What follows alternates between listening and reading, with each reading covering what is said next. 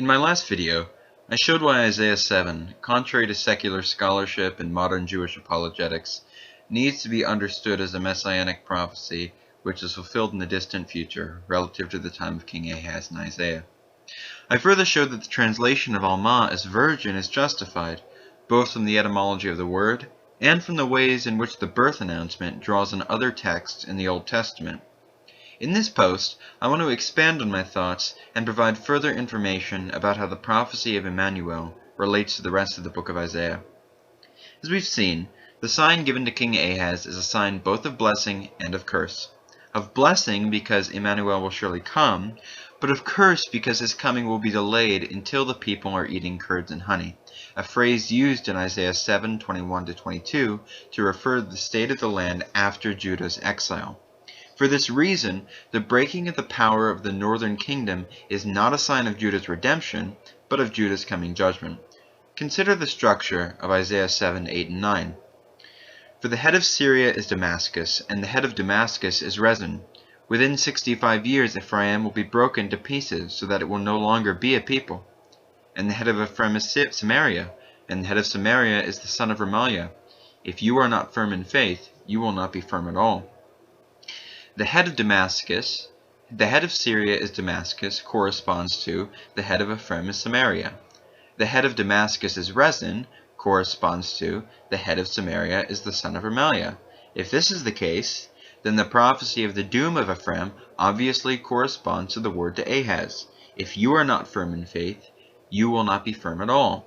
That is, if Ahaz fails to exhibit faith, then Judah will be swept away, just like her brother Ephraim is.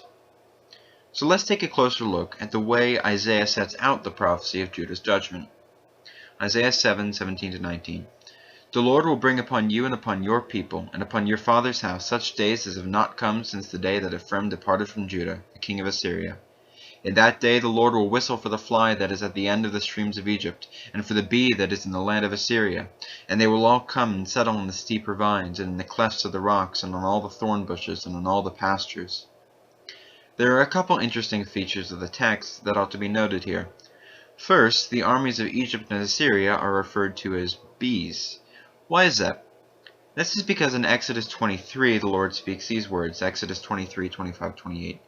You shall serve the Lord your God, and he will bless your bread and your water, and I will take sickness away from among you. None shall miscarry or be barren in your land. I will fulfill the number of your days. I will send my terror before you, and I will throw into confusion all the people against whom you shall come. And I will make all your enemies turn their backs to you. And I will send hornets before you, which shall drive out the Hivites, the Canaanites, and the Hittites before you. Ahead of Israel's armies, God sends swarms of bees into Canaan, so that the Canaanites flee the cities and leave them empty, ready to be settled by the invading Israelites. This, of course, produced a great deal of honey for the land of milk and honey. In Isaiah 7, we see an anti-conquest. Swarms of symbolic bees are again sent into the land of Canaan, but this time they're sent so that Judah might be exiled, not so that they might possess the land. They similarly produce a great deal of honey, which is why those who are left in the land are said to eat curds and honey. Furthermore, we are told that the foreigners will settle in thorn bushes and in the clefts of the rocks. Both of these words refer to things we have already read in Isaiah. In Isaiah 2, we're told that when the Lord rises to make the earth tremble, the people will hide in the clefts of the rocks and cast away their idols. The redemption of Israel, the sorting out of the remnant from the wicked, and the end of idolatry among mankind is therefore placed after Judah's exile, prophesied here in Isaiah 7. Additionally, the declaration that the foreigners will settle in thorn bushes reminds us of Isaiah 5, where God uproots his vineyard Israel and makes thorns and briars in its place. God expands on this further in verses 24 and 25. With bow and arrow a man will come there, for all the land will be briars and thorns. And as for all the hills that used to be hoed with a hoe, you will not come there for fear of briars and thorns, but they will become a place where cattle are let loose and where sheep tread. Ultimately, this goes back to Genesis chapter 3. In Genesis 2:5, we're told that shrubs were not yet made on the earth, and the grain plant had not yet sprouted ears, because it had not rained, and there was no man to cultivate the ground. After Adam sins, Genesis 2:5 is turned to curse. The grain will be harvested into bread, but it will be by toil and travail. The earth will indeed grow shrubs, but they will be thorns and thistles. Israel recapitulates Adam's sin, so God curses the land with Adam's curse, thorns and briars. But it would do us well to look ahead in Isaiah to see when the thorns and briars of Isaiah 7 are uprooted. God says in Isaiah 55:13, "Instead of the thorn shall come up the cypress, instead of the briar shall come up the myrtle, and it shall make a name for the Lord, an everlasting sign that shall not be cut off."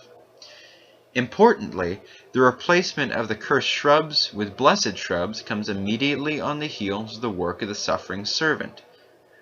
This links the work of Emmanuel with the work of the suffering servant. And we will find another connection between these two figures before this video is over. Now we must discuss the birth of Maher-shalal-hash-baz in Isaiah 8:1-4. Because of the similarity of this text with the prophecy of Isaiah 7:14, many interpreters have read it as a fulfillment of the promise of Isaiah 7:14. This, however, is a bad misreading. While Emmanuel is a sign of redemption, Maher-shalal-hash-baz is a sign of judgment.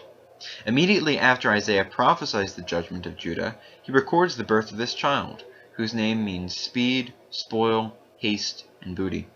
Furthermore, the birth of this child is attested by 2 witnesses, and 2 witnesses often come into a land or an area before it is judged. This occurs, for example, in the judgment of Sodom and Gomorrah, where 2 angels go into Sodom before it is destroyed.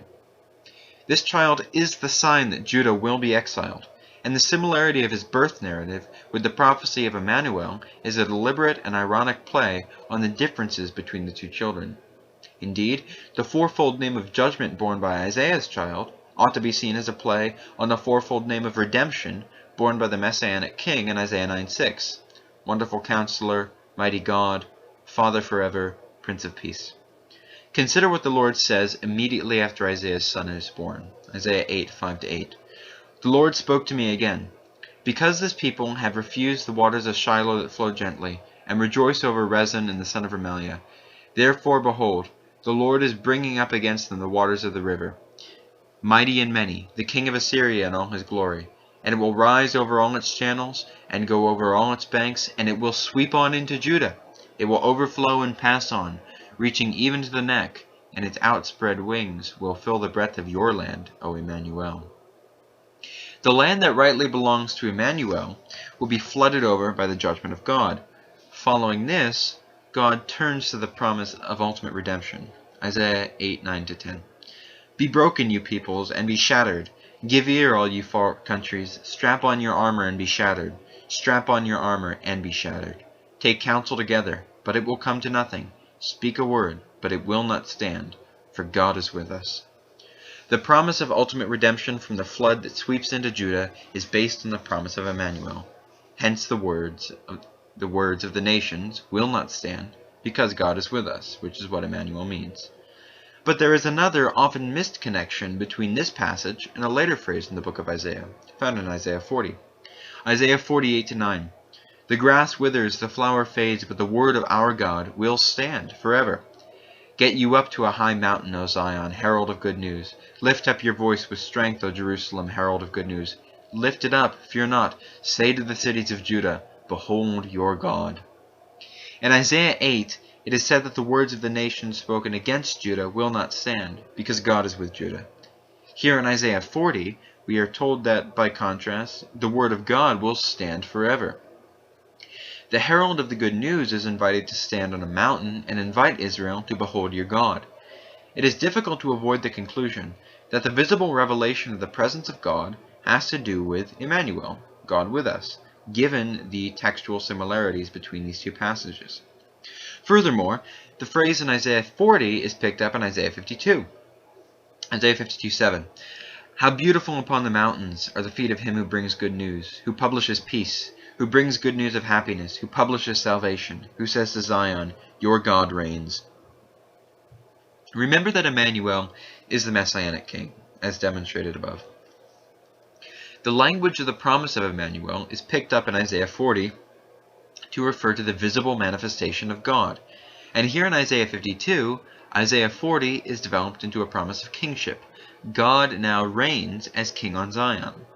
What is revealed, however, is that the God of Israel returns to reign as King of Zion in the person of the suffering servant, he who is high and lifted up in 52:13, just as the Lord is high and lifted up in Isaiah 6:1. From eye to eye, Israel sees the return of the Lord to Zion, but that return takes place in the person who has no form or majesty that we should look at him.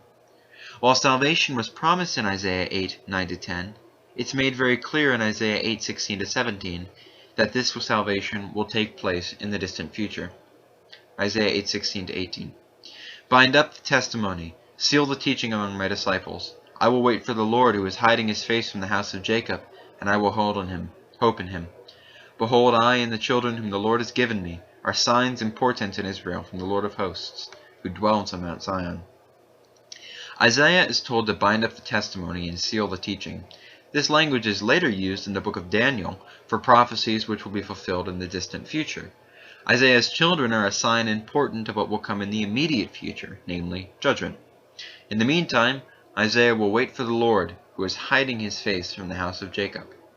Hidden in this statement of patient trust is a reference to Isaiah 2, which prophesies the day when Zion will be lifted up high above all other mountains, and all nations will stream to it. The house of Jacob is then invited to walk in the light of the Lord. Now that judgment is a certainty, the Lord is hiding that light from Jacob, but because Isaiah 2 remains in force, the prophet is guaranteed that one day his light will be revealed to all nations in the days of Emmanuel. Thank you.